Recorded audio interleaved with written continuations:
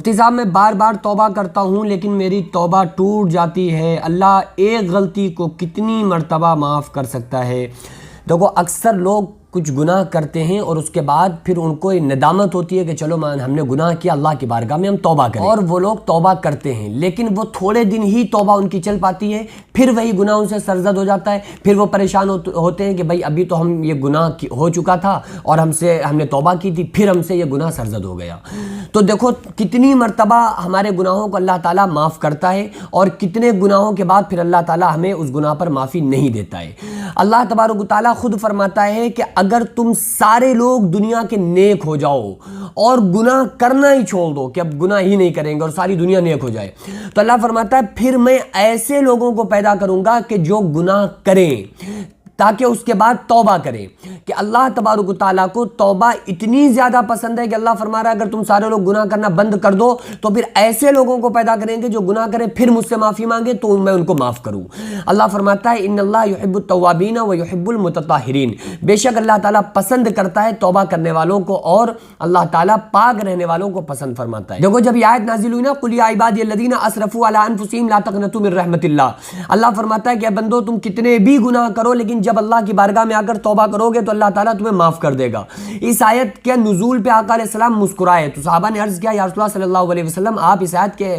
نازل ہونے پر مسکرا رہے ہیں، کیا بات ہے؟ تو آقا علیہ السلام نے ارشاد فرمایا کہ میں دیکھ رہا ہوں کہ شیطان سامنے بیٹھ کر زمین سے مٹی اٹھا کے سر پہ ڈال رہا ہے اور کہہ رہا ہے ہائے میں تباہ ہو گیا، برباد ہو گیا، میری محنت تو اکارت چلی گئی، کیونکہ میں انہیں 60 یا 70 سال تک لوگوں کو بہکاؤں گا اور یہ ایک مرتبہ اللہ کی بارگاہ میں توبہ کریں گے اللہ تعالیٰ ان کے سارے گناہوں کو فوراً معاف کر دے گا۔ تو ابلیس نے پھر تمام اپنی شیاطین اپنی ذریات کو بیٹھالا اور ان سے پوچھا کہ اب کیا کرو گے، اب ان سے کیسے گناہ کرواؤ گے، کیونکہ جتنے بھی گناہ کریں گے تو اس پر اللہ سے معافی مانگیں گے اور اللہ نے ان کو معاف کرنے کا وعدہ کر لیا ہے کہ جتنے بھی گناہ کریں اللہ تعالیٰ سے معافی مانگیں گے اللہ معاف فرما دے گا۔ تو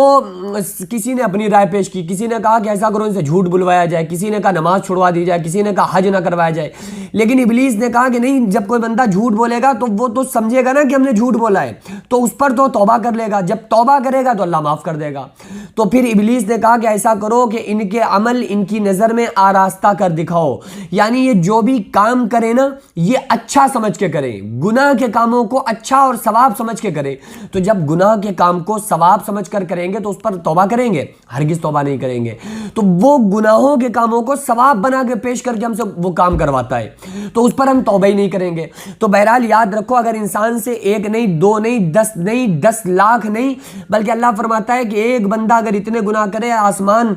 کالا پڑ جائے، زمین کالی پڑ جائے اس کے گناہوں کی نوسط سے، لیکن جب ایک مرتبہ گھر سے قدم نکالتا ہے کہ اے میرے رب میں تجھے منانے کے لیے آ رہا ہوں، تو اللہ تعالیٰ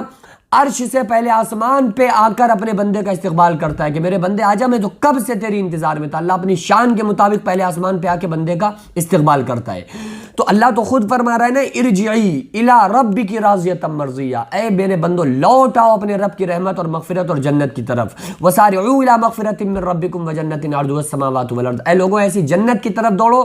جس کی چوڑائی اور لمبائی آسمان و زمین کے برابر ہے، اور اپنے رب کی مغفرت کی طرف دوڑو۔ تو بہرحال انسان کتنے بھی گناہ کرے لیکن جب ایک مرتبہ بھی اللہ کی بارگاہ میں صدق دل سے توبہ کرے گا تو اللہ تعالیٰ اس کو معاف کر دے گا۔ لیکن توبہ کیسے کرے گا؟ دیکھو گناہ پہ نادم ہونے کا نام توبہ ہے۔ گناہ پہ انسان شرمندہ ہو جائے نا، حدیث پاک میں آتا ہے الندامۃ توبۃ، گناہوں پہ شرمندہ ہونا توبہ ہے۔ منہ پہ تھپڑ مارنے کا نام توبہ نہیں ہے کہ اللہ اللہ میں معاف کر دے بہت بڑا گناہ ہو گیا، نہیں، دل میں ندامت ہو کہ ہاں مولا ہم سے گناہ ہوا ہے، ہم مانتے ہیں لیکن تو ارحم الراحمین ہے، تو ہمارے گناہوں کو معاف کر دے۔ پھر چاہے وہ گناہ 10 بار ہو جائے لیکن جب آپ توبہ کریں نا نیت یہ ہونا چاہیے کہ اب آگے گناہ نہیں کریں گے،